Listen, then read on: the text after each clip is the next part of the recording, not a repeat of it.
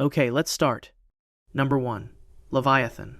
The first Book of Enoch, chapter 60, verses 7 through 9, describes her in terms that admit no ambiguity. A female monster, whose name is Leviathan, and she dwells in the depths of the ocean, over the fountains of the waters. That is the Ethiopic text preserved in the Ethiopian Orthodox canon, since approximately the 4th century of the Common Era, one of only 2 major religious bodies in the world to include 1st Enoch in its scriptural library. The verse does not speculate, it does not report a rumor. It places a named, gendered being at a specific location, the depths of the ocean, over the fountains of the waters. The gender is not incidental. In the Enochic framework, Leviathan is female precisely because her counterpart is male.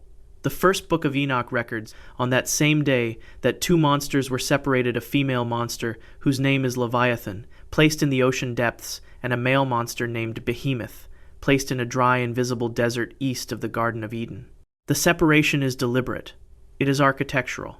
These 2 beings, whose combined existence represents a force the text treats as cosmologically significant, were placed at maximum distance from each other and from each other's element. Leviathan in the deep water, Behemoth in the dry land. Not imprisoned, separated. That distinction matters. The theological logic of her sealing runs through the entire chapter. Chapter 60 of 1st Enoch records this event during Enoch's vision on the day of a great trembling in heaven, a moment of celestial crisis during which the ancient seer is shown the foundations of the world and the beings placed within those foundations. Leviathan is not a creature captured and thrown into the ocean. She is placed there, carefully, in the way that a cornerstone is placed, with intention, with precision, with awareness of what the placement is meant to accomplish. The ancient text records that she and Behemoth are preserved, not destroyed, preserved. Their existence continues within the earth's hidden geography, held in suspension against the day when that suspension ends. The Ethiopic manuscripts are specific about that day. Chapter 60 does not leave Leviathan's ultimate purpose ambiguous. She and Behemoth are preserved for the great feast that will follow the final judgment. The text treats this as a cosmological fact of the same order as the placement of the mountains and the arrangement of the stars. She is held in the deep water not because the deep water is a punishment, but because the deep water is the only available geography, large enough and stable enough to hold what she is. The fountains of the waters, the ancient cosmological concept of subterranean water sources that fed the flood and maintained the ocean's volume, are described in the text as her floor. She is not in a cage. She is in a space designed around her dimensions. The modern oceanographic record has produced a location that fits this description with uncomfortable precision. The Challenger Deep, in the Mariana Trench in the western Pacific Ocean, reaches 36,089 feet below the ocean surface. At that depth, the pressure is 1,086 times the atmospheric pressure at sea level. Hydrothermal vents along the trench floor maintain temperatures exceeding 700 degrees Fahrenheit at their vent openings, dropping to near freezing within feet of the thermal plume. The water column above exerts a weight equivalent to approximately 50 jumbo jets stacked on every square inch of the floor.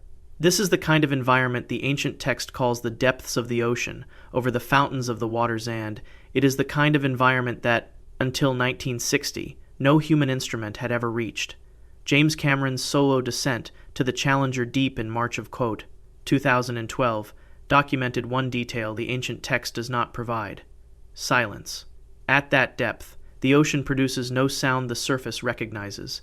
What it produces is pressure, constant, enormous, uniform pressure, the weight of all the water above, pressing down on whatever exists at the floor. Some ancient traditions hold that Leviathan's breathing at depth is what maintains the pressure differential between the ocean's surface and its deepest point. The movement of her body against the water column keeps the fountains active beneath her. She breathes, and the water above carries the sound. The separation from Behemoth will not be permanent. The first Book of Enoch is clear that both beings are preserved for a specific future event, not released, not escaped, but produced for the feast of the final age. The text records this as a certainty. The condition is not geological or astronomical. It is theological. When the judgment arrives, Leviathan surfaces not as an escape, but as the completion of the purpose for which she was sealed. The ocean will not hold her indefinitely. It was never meant to. Leviathan is not the only being recorded in the Enochic texts as sealed beneath the water. The second is older in the tradition, and his sealing produced consequences still visible at the surface. Number 2. Rahab. The Hebrew Book of Enoch, also called Third Enoch, or the Sefer Hekalot, records him in chapter 26 as the Prince of the Sea, the angel whose dominion extended over all ocean waters, whose office in the celestial hierarchy was not monstrous but ministerial. His name is Rahab. He was not a creature of chaos placed in the water from the beginning. He was an angel of command who governed the water from above, whose authority over the ocean was legitimate, ancient, and enormous until the moment he refused a direct command and the water he governed became the walls of his containment. Not a monster, a minister. That distinction matters. The third book of Enoch is preserved in Hebrew manuscripts, the Sefer Hekalot, the book of the heavenly palaces compiled between the 3rd and 7th centuries of the Common Era, but recording material that scholars of the Enochic corpus date considerably earlier. It shares no manuscript lineage with the Ethiopic first book of Enoch. The two texts share an architecture. In both traditions, the ocean is governed. It is not wild. It is administered by a being of sufficient rank and authority to manage an element that, in the ancient understanding, constitutes the majority of the created world. Rahab held that rank. His charge is recorded in the Hebrew tradition with a specificity that distinguishes it from general angelic transgression. When God commanded the sea to part to withdraw and allowed dry land to appear during the creation of the world, Rahab refused.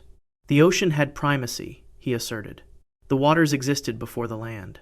The withdrawal of the sea to reveal dry earth was, in Rahab's understanding, a cosmological demotion his office could not accommodate.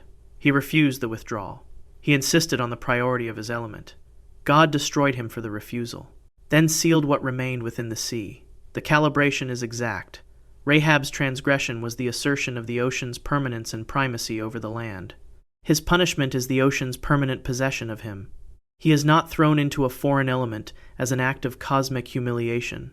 He has given what he demanded the sea, forever, and the sea becomes the mechanism of his containment. The ancient text treats this as a verdict of precise justice. You chose the water over the command, the water will keep you. He wanted the sea to remain above the land. The sea remained, and it kept him with it. The Hebrew manuscript tradition carries a detail the Ethiopic texts do not record. The geological boundary between ocean and land, the boundary Rahab refused to allow during creation, has never stabilized. At the world's subduction zones, where oceanic tectonic plates press beneath continental plates, the sea-land interface remains violently active. The Cascadia subduction zone off the Pacific Northwest coast, where the Juan de Fuca plate presses beneath the North American plate at a rate of approximately 1.6 inches per year, is described by geologists as a locked zona boundary accumulating pressure over centuries before a catastrophic release. The locked zone is the geological name for a boundary that will not yield. The ancient text names the same phenomenon. Rahab refused to yield. The boundary where sea meets land has never fully resolved that refusal. Some ancient traditions hold that Rahab's presence beneath the ocean is what prevents the ocean from completing its withdrawal from the coast, that the tides do not fully recede, that the sea does not fully recede, that the sea does not fully give up the margin it occupied before God's command. The water maintains a persistent edge at every coastline on Earth, the intertidal zone, where the ocean insists on its claim to a strip of land that the original command assigned to the land. In the ancient record, this persistence is not passive. It is the continuing expression of the refusal that began on the 5th day of creation and was sealed into the sea along with its source. The third book of Enoch does not specify the condition of Rahab's release. Chapter 26 records his destruction and his sealing without providing a term. Some ancient traditions hold that this silence is significant, that Rahab's commission within the ocean's depths is not bound to a specific day of judgment, but to the resolution of the boundary dispute he initiated. The coastline has not resolved. Neither has the question. The ocean still presses against the land at every continental margin on Earth.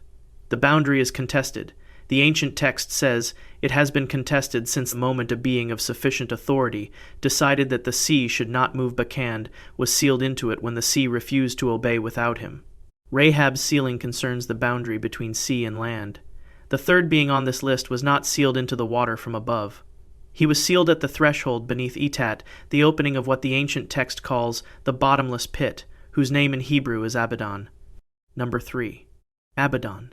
The Book of Job, chapter 26, verse 6, names him in a single line that the Hebrew text treats as a statement of geography. Sheol is naked before him, and Abaddon has no covering. In the oldest surviving Hebrew manuscripts, Abaddon is not a condition or a metaphor. He is a being naked before God's sight, uncovered, existing in the deepest register of the created world without any barrier between his nature and the divine observation. The name itself means destruction in the Hebrew, but the usage across the ancient texts is consistently personal. Abaddon is somewhere. Abaddon hears. And in the book of Revelation, chapter 9, verse 11, the Apostle John names him explicitly as a being rather than a place. The angel of the bottomless pit, whose name in the Hebrew tongue is Abaddon, and in the Greek tongue hath his name Apollyon. The Dead Sea Scrolls, specifically the Hadayot, the thanksgiving hymns recovered from Cave 1 at Qumran, and dating to the 1st and 2nd centuries before the Common Era, use Abaddon as a geographic and personal referent interchangeably. In Hadayot column 11, the author describes being drawn down toward the gates of Abaddon, gates that belong to something, that open and close, that indicate an interior architecture rather than a mere absence of life. The Qumran community, which preserved the Enochic corpus alongside their own texts, treated Abaddon as a category of the created world with the same seriousness they applied to Sheol, to the abyss, and to the deep. Not a condition, a being. That distinction matters. The ancient texts that name Abaddon do so with a consistency that crosses manuscript traditions. Job 28:22 records that Abaddon and death say, "We have heard a rumor of it with our ears." Two entities speaking in parallel, both capable of hearing, both aware of what is hidden from human knowledge. Psalm 88:11 asks, "Is your steadfast love declared in the grave, or your faithfulness in Abaddon?" The parallelism treating Abaddon as a location equivalent to the grave. Proverbs 15:11 states that Sheol and Abaddon lie open before the Lord, open like a space that could be closed, observed like a room whose contents are known. The texts do not agree on every detail of Abaddon's nature. They agree that he is beneath, that he is sealed, and that the sealing is maintained by an authority greater than his own. The specific geography of his sealing connects to the ocean in the ancient cosmological framework through the concept of the bottomless pit. In the ancient Near Eastern model of the world, the Enochic texts, the Psalms, and the Book of Job all operate within the earth, rests on water. The deep ocean rests on a lower water table, and below the lowest water is the abyss, the foundational void beneath the created world's floor. The bottomless pit of Revelation 9 is not a metaphorical location. It is the cosmological level beneath the ocean floor, accessible only through the deepest available geography, sealed at its opening by the same pressure of water that maintains the Leviathan's containment above. The modern oceanographic record has identified a feature of the deep ocean floor that corresponds to this ancient description with uncomfortable precision.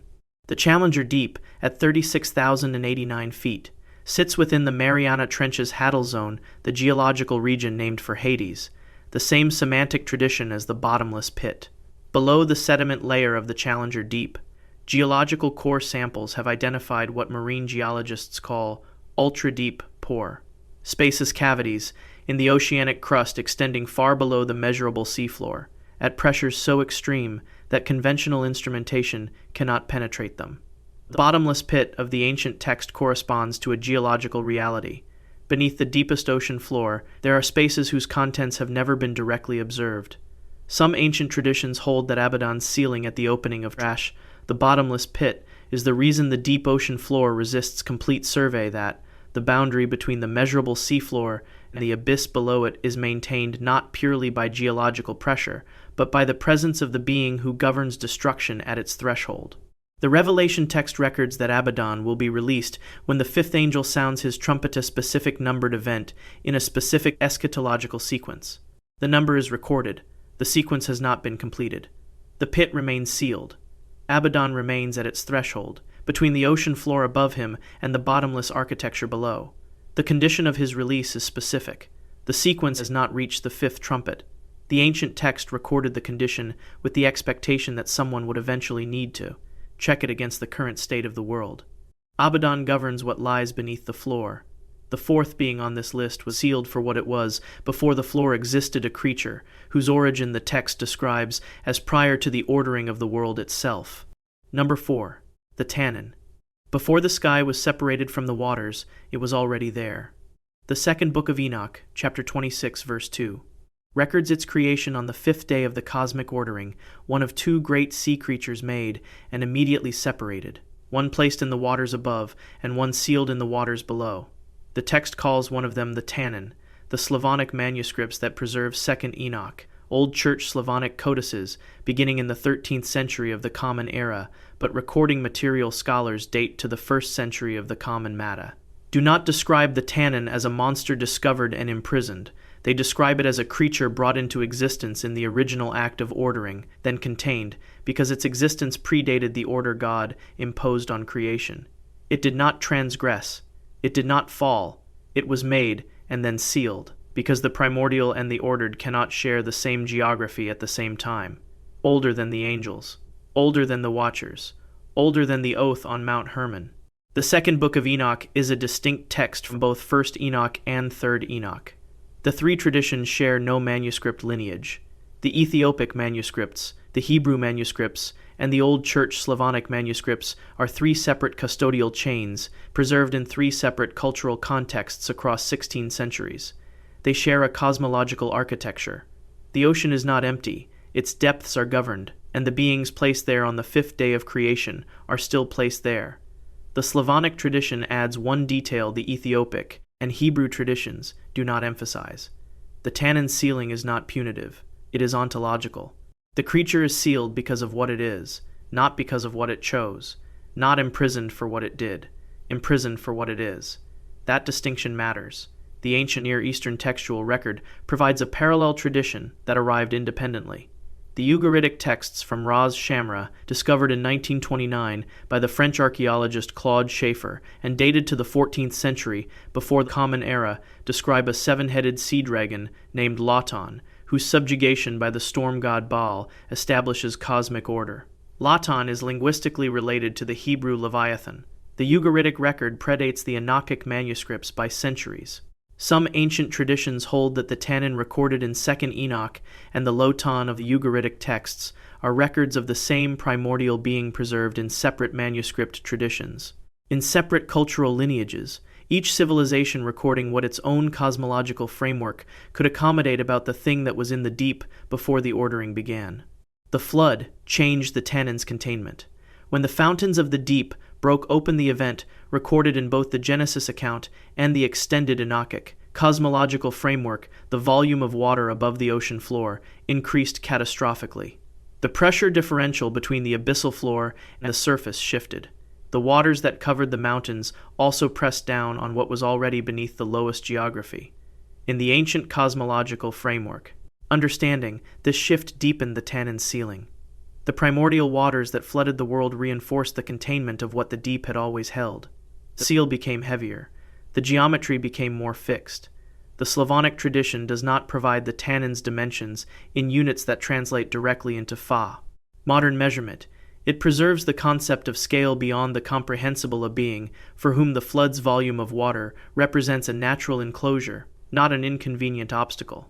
In 2004, researchers from the National Oceanic and Atmospheric Administration retrieved the first complete specimen of a giant squid, Architeuthis dux, from the waters off the Falkland Islands. An animal known for centuries from the remains found in sperm whale stomachs, catalogued in partial form from washed-up fragments, finally observed intact. It measured 25 feet in length. Subsequent research has documented specimens estimated at 45 feet. These animals inhabit the mesopelagic and bathypelagic zones between 600 and 3,000 feet below the surface, the upper reaches of the darkness, where the Tannin is sealed. Below those depths, the abyssopelagic zone extends from 13,100 to 19,700 feet. Below that, the hadopelagic zone begins at 19,700 feet and descends to the bottom of the known world. This geography remains less observed than the surface of the moon. The presence of a 45-foot animal there was unknown until 2004. Some ancient traditions hold that the Tannin's containment is not passive. The pressure of the water above it is the mechanism of the seal, and pressure is not static. Tectonic movement adjusts pressure differentials in the deepest ocean zones in ways that no single monitoring system tracks completely. The seal is maintained. The ancient text is clear on this. But the maintenance is active. Not fixed, and the ocean does not announce when its interior geometry has shifted. The Tannin predates the Watcher transgression. The fifth being on this list was sealed not in the depths, but at the threshold of them, at the boundary where the sky meets the ocean's surface, held at the uppermost register of the deep by a dimension the sky could not contain. Number 5. Ziz.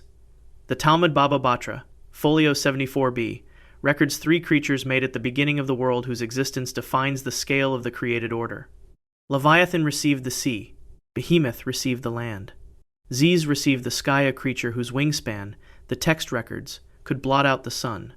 The Talmudic passage is not mythological in its framing. It is cosmological cartography, a description of how the world was partitioned at its ordering, and Ziz is one of 3 markers that fix the dimensions of the partition. Psalm 50, verse 11, names him without explanation. I know every bird of the mountains, and the creatures of the field are mine. The Ziz of the field is mine. The text's casualness is the point. The psalmist does not introduce Ziz. He is already known. He belongs to God. That belonging is the reason. He is sealed. Not banished, held. That distinction matters. The dimensions of Ziz's wingspan in the Talmudic tradition are presented in the same register as the depths of Leviathan's containment as structural measurements of the created order, rather than figurative description. Baba Batra 74b records that a fully extended wing of Ziz could block the disk of the sun from the earth below. Not partially. The wing covered the full solar disk. The ancient text is describing a biological structure whose surface area exceeds the ground shadow cast by the sun at its zenith, an area of approximately 280,000 square miles for a shadow to extinguish all visible sunlight at the Paran. The Talmudic rabbis recorded this measurement. They did not record it as metaphor. They recorded it as the reason the sky could not hold him. The sky was not built for a creature of that mass. The cosmological partition assigned to Ziz was real, but the surface world's atmosphere, the layer of air between the earth and the upper waters, could not sustain a creature whose wing alone covered a region the size of the American Southwest without consequence to the systems below. Every flight path Ziz traced across the surface sky would have altered the light reaching the earth below, shifted temperatures across entire regions, moved weather systems that the land and sea were not built to absorb. The text records that God sealed Ziz at the boundary between the sky and the sea, not in the sky, because the sky's architecture had already demonstrated it could not contain him, and not on land, because Leviathan's domain occupied the ocean's interior, and Behemoth's domain occupied the land. What remained was the threshold, the surface of the deep, the boundary between ocean and air. Ziz was sealed at the ocean's surface and pressed down into the uppermost registers of the deep held at the thermocline. The thermocline is the boundary layer in the ocean where temperature shifts dramatically over a short vertical distance, typically between 330 and 3,300 feet below the surface. It is a zone of structural compression where pressure increases, light disappears, and the surface world's acoustic signals are refracted and held. The United States Navy used the thermocline during the Cold War as an acoustic shadow zone layer within which submarines could conceal themselves from sonar systems operating above it, because sound traveling down from the surface was bent back upward rather than passing through. The thermocline is a barrier that the ocean's physics maintains without external management. It is a seal that the thermal gradient of the water produces automatically. Some ancient traditions hold that this is not coincidence that the thermal boundary layer at the upper registers of the deep exists, as it does, because it was built around the form of what it holds, the physics of the thermocline reorganizing around a wingspan so vast that the ocean's own architecture adjusted to contain it. Ziz cannot rise. The weight of the water above the thermocline is not structural imprisonment, it is contact. The seal is the meeting of his body with the ocean's physics, the same physics that keeps the thermocline stable across every ocean basin on Earth, that holds the temperature gradient in its narrow window, that bends acoustic signals around the layer, as if the layer were a body rather than a gradient. The Talmud Baba Batra 74b records the eschatological purpose of Ziz's containment alongside Leviathan and Behemoth. At the end of days, all 3 are to be released for the feast of the righteous. Leviathan from the deep, Behemoth from the land, Ziz from the surface of the ocean where the air and water meet. The feast is a specific event in a specific eschatological sequence. All 3 creatures sealed at the world's beginning will be present. The thermocline holds the ocean together in its current form. What it holds beneath the surface layer is not geology. It is the third creature, waiting for the same feast that Leviathan is waiting for. Ziz was sealed where the sky meets the sea. The sixth being on this list was not sealed at a threshold or a boundary. He was pressed into the ocean itself, distributed through its water column, his dispersed form held in the density gradient that divides the upper ocean from the world below it. Number 6. Yam. Job 7 verse 12 records one of the most direct challenges in all of the ancient wisdom literature. Am I the sea, or a sea monster, that you set a guard over me? The question comes from Job in the context of his suffering, but the Hebrew text operates through direct comparison. Job invokes the sea and sea monster as specific categories of being for whom God's guards are real and known. The Hebrew word translated as sea in this passage is yam, not the ocean as a natural system, a being. The same Yam whose conflict with Baal fills the Ugaritic tablets recovered from Ras Shamra by the French archaeologist Claude Schaeffer beginning in 1929, tablets dating to the 14th century before the Common Era, predating the final composition of the Hebrew Bible, recording the original cosmological framework within which the biblical texts operated. Not a reference, an entity. That distinction matters. The Ugaritic Baal cycle, preserved in the Ras Shamra tablets, records the conflict between Baal and Yam as the central cosmological event of the ancient Near Eastern world order. Yam is not the ocean. He governs the ocean. He is its prince, its embodied authority, the being whose dominion extends over every body of water, and whose claim on the created world was total before the conflict reduced it. The text records Yam demanding tribute from the divine assembly, demanding the submission of every god in the pantheon to his authority. The conflict that followed was not about territory. It was about whether the ordering of the world would be governed by the ocean's authority or the storms. Baal won. Yam was cast down. Psalm 74 verses 13 and 14 records God's role in that casting down in language that treats the event as historical rather than mythological. You divided the sea by your might, you broke the heads of the sea monsters on the waters. You crushed the heads of Leviathan, you gave him as food for the creatures of the wilderness. Psalm 89, verses 9 and 10, confirms the scope of the action. You rule the raging of the sea when its waves rise, you still them. You crushed Rahab like a carcass, you scattered your enemies with your mighty arm. These names, Rahab, Leviathan, the dragon, Yam, appear across these texts as distinct beings all subject to the same event, the ordering of the ocean at the world's foundation, in which God's authority was established by defeating the being who governed them. The defeat was not annihilation. Yam's casting down is recorded across all of these texts as a sealing. His authority was broken. His claim over the divine assembly was ended. His domain was removed from his governance and placed under God's direct authority. But the texts do not record his death. They record his subjugation estate, more precise than death, because it preserves the being in a condition of permanent awareness of what he lost. Psalm 89 verse 10 records that God scattered his enemies. The Hebrew word for scattered across this text is not the word for killed. It is the word for dispersed, the condition of being distributed through a space rather than removed from it. Some ancient traditions hold that Yam was not cast down to a single location, but pressed into the structure of the ocean itself, his form, distributed through the water column, his authority held at every depth simultaneously, his awareness maintained across the full extent of the domain he once governed and no longer commands. The modern oceanographic record has identified a layer in the ocean that corresponds to this ancient description with unusual precision. The pycnocline is the zone of rapidly changing water density in the middle ocean column, typically between 600 and 3,300 feet below the surface. It is a structural separator, the layer, that divides the upper ocean from the deep ocean, maintained by the density difference between warm surface water and cold abyssal water. It is the threshold that separates the world humans can reach from the world they cannot. It is the seal on the deep. Some ancient traditions hold that it is the seal on Yam, that the density gradient at the pycnocline is not purely thermal, but is maintained by the distributed presence of the being it holds, his dispersed form pressed into every layer of the water column simultaneously, his authority still intact in the one form God permitted it to remain in. The ancient text recorded no release term for Yam. The defeat is the same event the tradition records as final, the world ordering moment from which the cosmos's current arrangement derives. Some ancient traditions hold that this finality is the condition that will reverse at the world's end when the sea gives up what is in it, and the being who once demanded the submission of every power in the divine assembly rises from the water that holds him scattered and reassembles himself. The text recorded the defeat. It did not record the permanence. Yam's domain was the full ocean.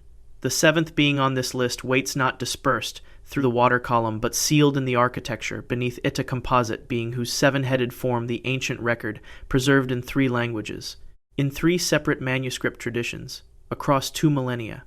Number 7. The Beast from the Sea. Revelation 13 verse 1 records the moment of emergence with the precision of a witness report.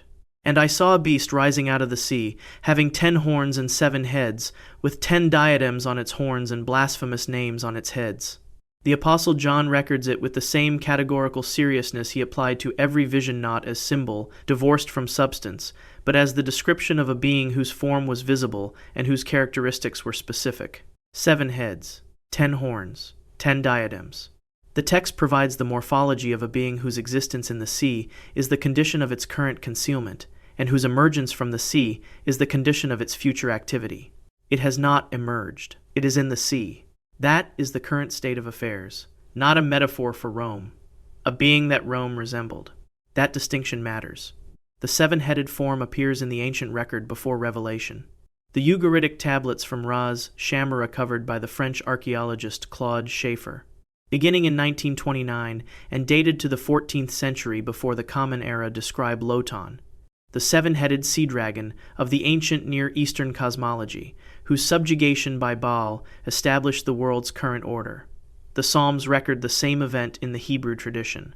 Psalm 74 verse 13 records that God broke the heads of the sea monsters on the waters and, in verse 14, crushed the heads of Leviathan. The plural heads are not figurative.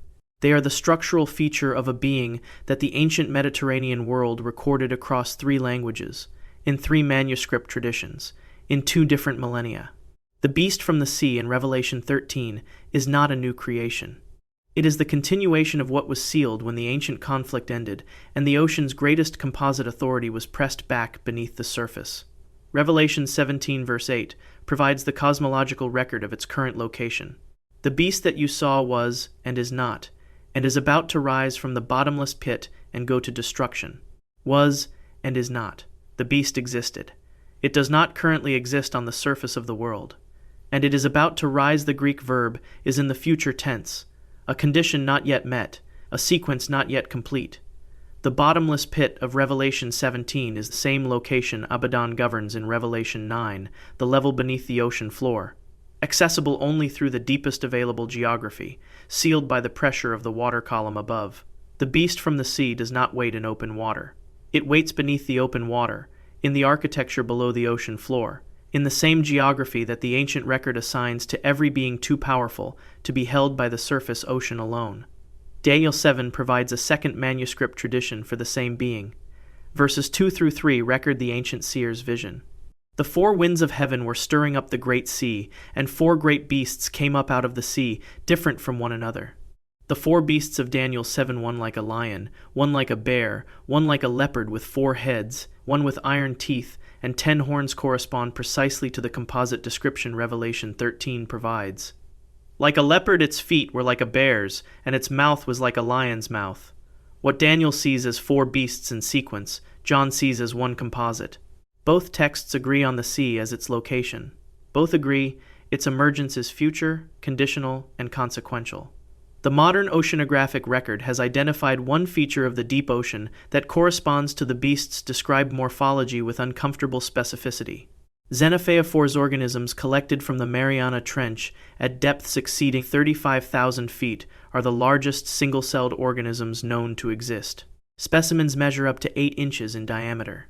They are structurally complex despite being technically single-celled. They exhibit multiple nuclei, multiple internal chambers, and an organized architecture that contradicts the expected simplicity of single-cell biology at extreme pressure. The organism's structural organization reflects the environment it inhabits, shaped by pressure into a form that biology should not sustain. Some ancient traditions hold that this is the biological expression of a composite organizing principle the sealed beast generates in everything shaped by its presence. The condition of the beast's emergence is recorded in Revelation 17, verse 8. As the completion of a sequence, the surrounding text describes with specific stages. Not all stages have been completed. The sea above the Challenger Deep holds its surface at 36,089 feet above the bottomless pit below.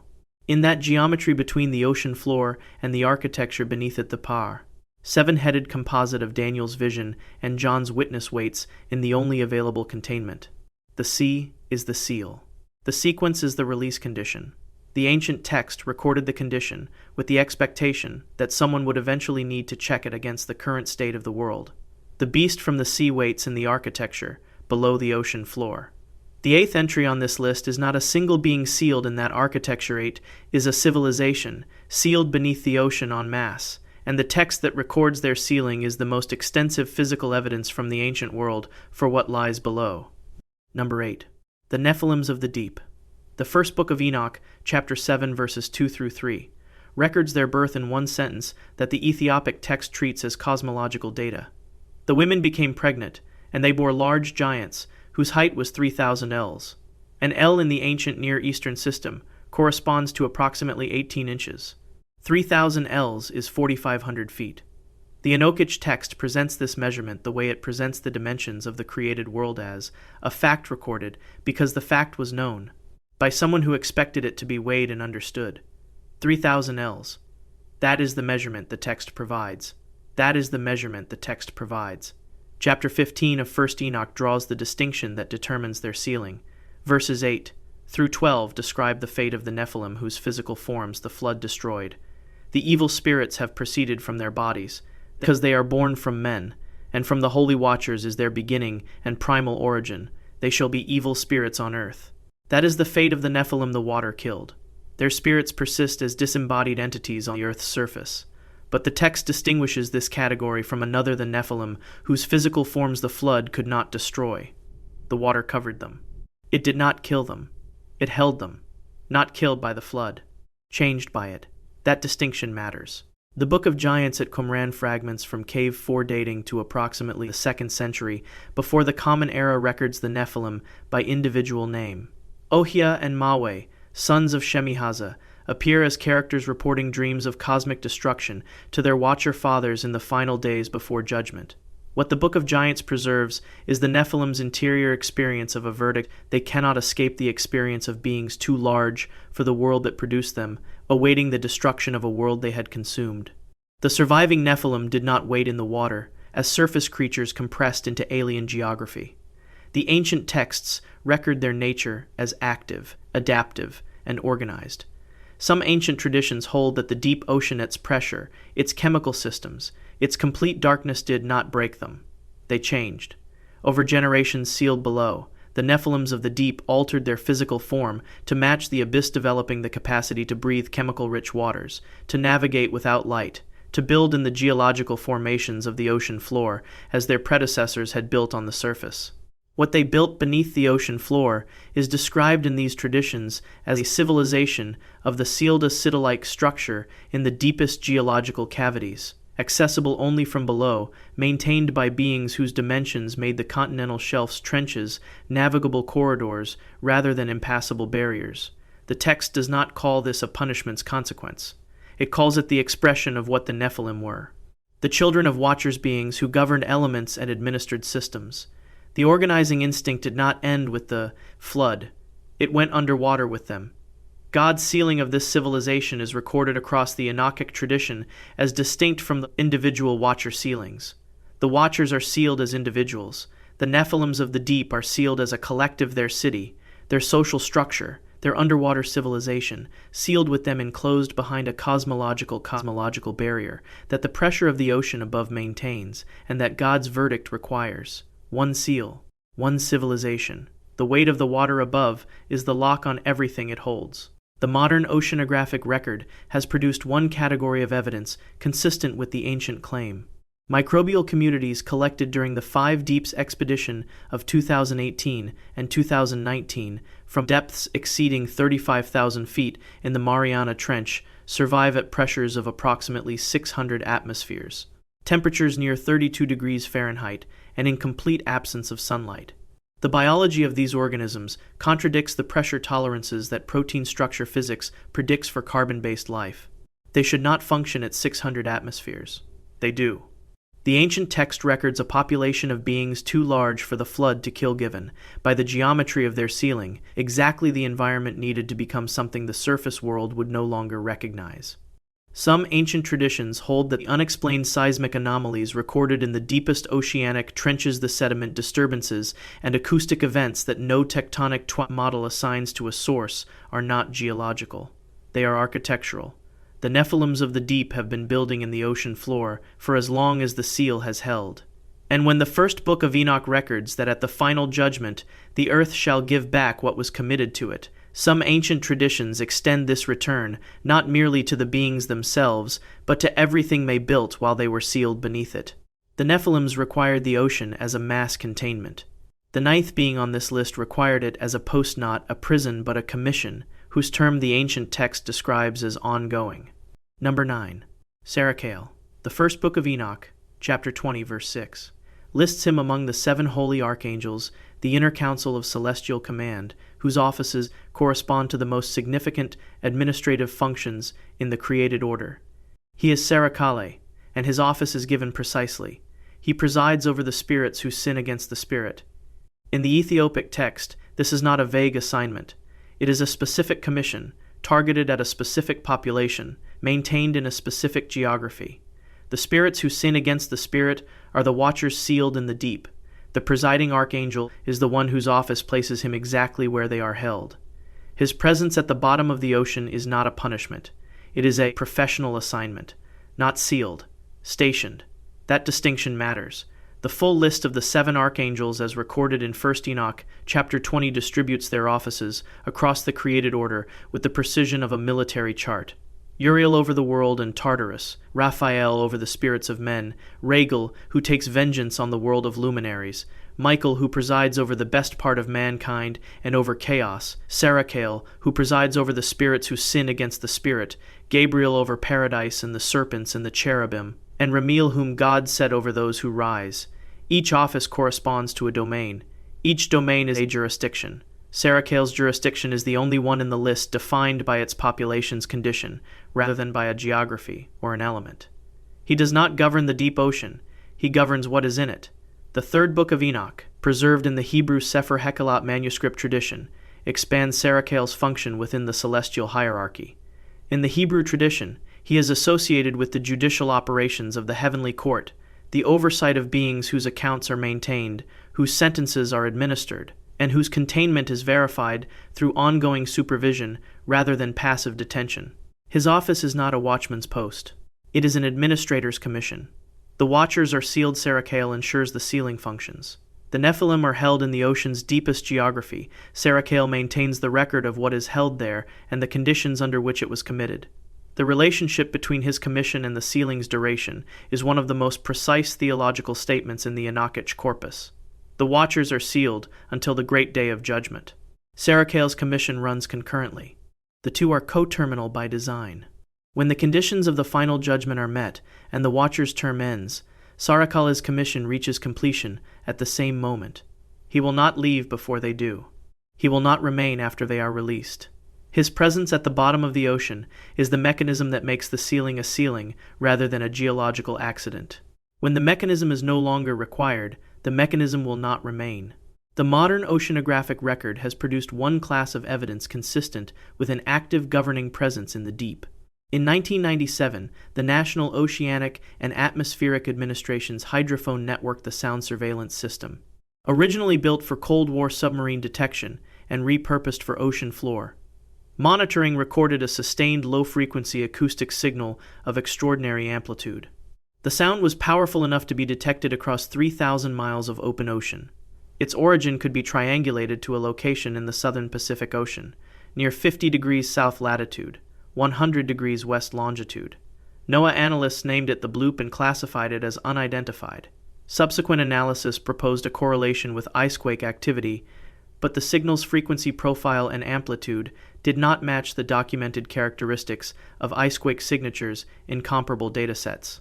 The bloop was recorded once, at that amplitude, and has not recurred.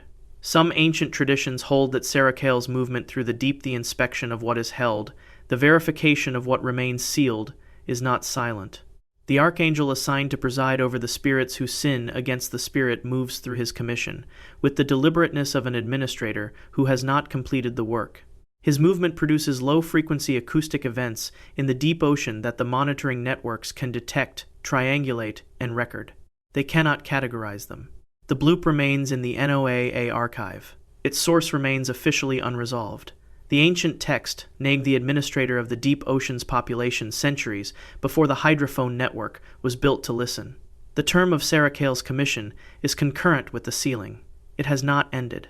Every condition that would release the Watchers remains unmet, and every condition that would complete Saraqael's commission remains unmet alongside them.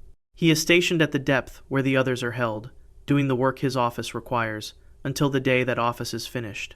What emerges from the ocean floor at that moment will not be a prisoner escaping. It will be a warden completing his term. Saraqael is the last guardian. The 10th being on this list is not a guardian, and was not sealed for transgression. He was sealed for what he carried, and what he carried was not a weapon. It was a library. Number 10. Penemue. The first book of Enoch, chapter 69, verses 8 through 12, records his teaching in a sustained passage that the Ethiopic text treats as the most consequential act of knowledge transfer in the pre-flood world. His name is Penemue. He is a watcher, listed among the extended assembly of the fallen in the late chapters of 1st Enoch, and the knowledge he distributed to human hands was not celestial navigation or storm reading or the courses of the stars. He taught writing. Specifically, the ancient text records, he taught humanity to write in ink on papyrus the complete system of recorded language, the technology that makes everything else permanent. The Ethiopic text delivers its verdict on this teaching in 9 words. For men were not born for this, that they should confirm their faith with pen and ink. 9 words. The whole problem, stated without elaboration. Humanity was not meant to make knowledge permanent through external storage. Knowledge was meant to be held, transmitted, and lost a natural cycle of information that kept human understanding proportional to human capacity. Penemue broke that cycle. He gave human hands the ability to accumulate knowledge across generations, to compound it, to build civilizations on recorded foundations, rather than on direct transmission between people. The Enochic framework treats this as the transgression most likely to outlast the flood because, once writing exists, it cannot be unlearned. The flood could erase human populations. It could not erase the knowledge of writing. That knowledge was already distributed, already working, already producing exactly the accumulation the ancient text identifies as the source of the catastrophe. Not a punishment, a classification. That distinction matters. The theological logic of Penemue's sealing is the most complete of any watcher's, containment. His sealing does not return him to a domain he governed. He was not the angel of writing, or of papyrus, or of ink. What goes down with him when he is sealed is not a domain. It is a library. Human hands received writing the surface of his knowledge, the technique, the mechanics of marking symbols that carry meaning. What was sealed with Penemue is the deeper architecture. The complete organizational framework from which writing came, the full cognitive system of which ink on papyrus was only the external expression. Humanity got the alphabet. He took the reason behind it. The Ethiopic manuscripts of 1st Enoch are themselves the product of Penemue's transgression. The first book of Enoch exists as a written text because writing exists because Penemue taught the technology that allowed someone to record what Enoch saw in his visions. There is a precision in this that the ancient text does not comment on. The warning against premature writing was written down, preserved through writing across more than 20 centuries, and is now read by people who hold the technology that Penemue was sealed for distributing. The Ethiopian Orthodox Church, which has preserved the Enochic manuscripts in its scriptural canon since approximately the 4th century of the Common Era, is one of only 2 major Christian traditions in the world to include 1st Enoch in its Bible. The other is the Eritrean Orthodox Tewahedo Church. Both traditions kept the warning. Both kept it in writing. The modern intellectual record contains a parallel whose scale makes the ancient text's point without requiring its framework. The Library of Alexandria, at its height in the 3rd century before the Common Era, held between 400,000 and 700,000 scrolls, most complete collection of human recorded knowledge assembled in the ancient world. Its destruction, whether in the events of 48 BCE or the later fires of the 3rd and 7th centuries of the Common Era, did not eliminate knowledge. It eliminated the record of knowledge. Scholars reconstructing ancient intellectual history still identify the gaps fields where ancient authors reference sources that no longer exist, where chains of intellectual transmission have broken links, where the origin of a tradition can be traced to a document that did not survive. The gaps are the shape of what was lost. Some ancient traditions hold that every year the deep ocean yields species previously unknown, approximately 2,000 new marine species catalogued annually as recently as the 2020 reporting of the Census of Marine Life, and that each discovery is a fragment of Penemue's sealed library reaching the surface. Not the being himself, the knowledge stored with him, surfacing in biological form in the architecture of creatures shaped by the information systems held in the deepest water, emerging when the pressure allows a fragment of what is sealed below to rise far enough to be named. The condition of Penemue's unsealing is the only condition in this list that is behavioral rather than astronomical. First Enoch does not specify a term. Some ancient traditions hold that this silence is deliberate, that his release depends on humanity demonstrating it, can hold what it already has without the corruption that writing produced in the pre-flood world. The condition is not a date. It may arrive at any time. The writing survived. The one who taught it did not come back up. Below the deepest water, in the darkness below 36,000 feet, the library is still sealed. If you followed these 10 records, 10 beings, 10 sealings, 4 manuscript traditions, one ocean subscribed to continue reading the ancient texts alongside the modern record. Leave a comment with where in the world you're watching from. Every continent has people who grew up near the sea.